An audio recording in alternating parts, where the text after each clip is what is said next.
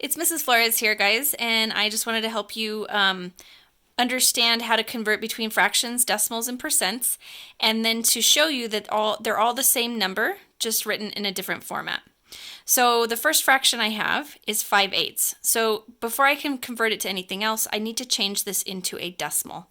To do that, I'm going to do divide because the fraction bar always means divide. So we have 5 divided by 8.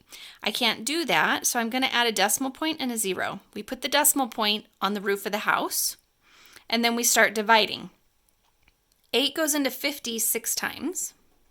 6 times 8 is 48, and then we subtract. The remainder is 2.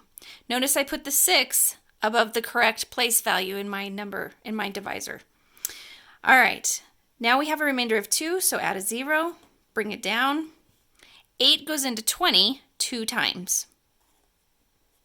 2 times 8 is 16. Subtract, I get 4 left over. I still have a remainder, so I'm going to continue adding zeros until I don't have a remainder or until I decide I should round. So now 8 goes into 40 5 times. 5 times 8 is 40, and I finally have no remainder, so I'm done dividing.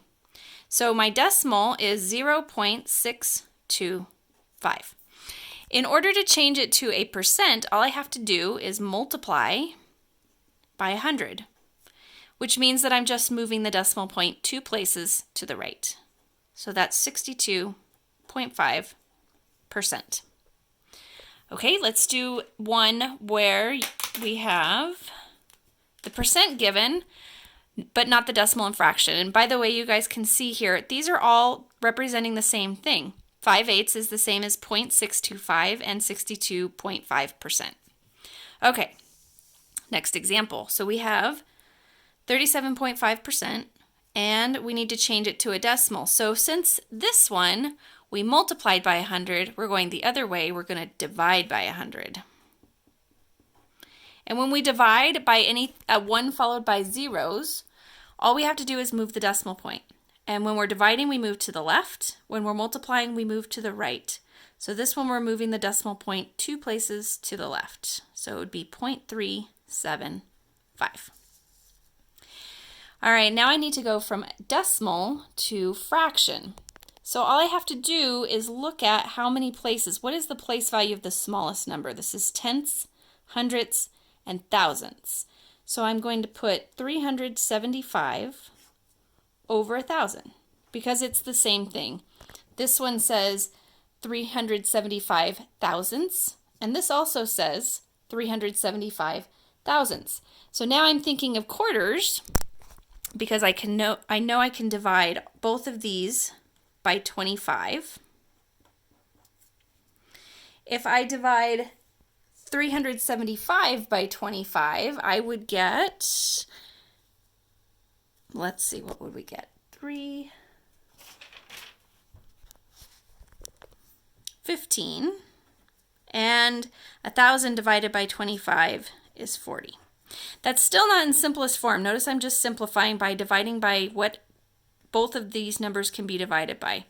I can still divide both of these numbers by a 5. 15 divided by 5 is 3. 40 divided by 5 is 8. These cannot be simplified. So now, 3/8. So we are done. So we have the same number written in 3 different forms. 3/8 is the same as 0.375, which is the same as 37.5%. The last example I wanted to do for you guys is when I have a decimal number and I want to change it to a percent or a fraction. I also put in here a whole number so we can see what to do with that. Let's go to the percent first because it's the easiest. Since we're multiplying, we're going from decimal to percent, we're going to multiply by 100. That means we're moving the decimal point 2 places to the right. So it becomes 112.5%. Okay, let's go the other way and do decimal to fraction. So we have a whole number, which means we're going to just put that in front of our fraction. And then we have 125 thousandths. So we put 125 over 1,000. And then we just have to simplify the fraction part and remember to put our whole number in the front. So to simplify, again, I'm thinking quarters. So I'm going to divide by 25. 125 divided by 25 is 5. And 1,000 divided by 25 is 40. So again, I still haven't got it quite simplified because I know 5 can go into both the top and the bottom. So I'm going to divide both of them by 5, and I get 1 over 8. So don't forget that you still have this whole number.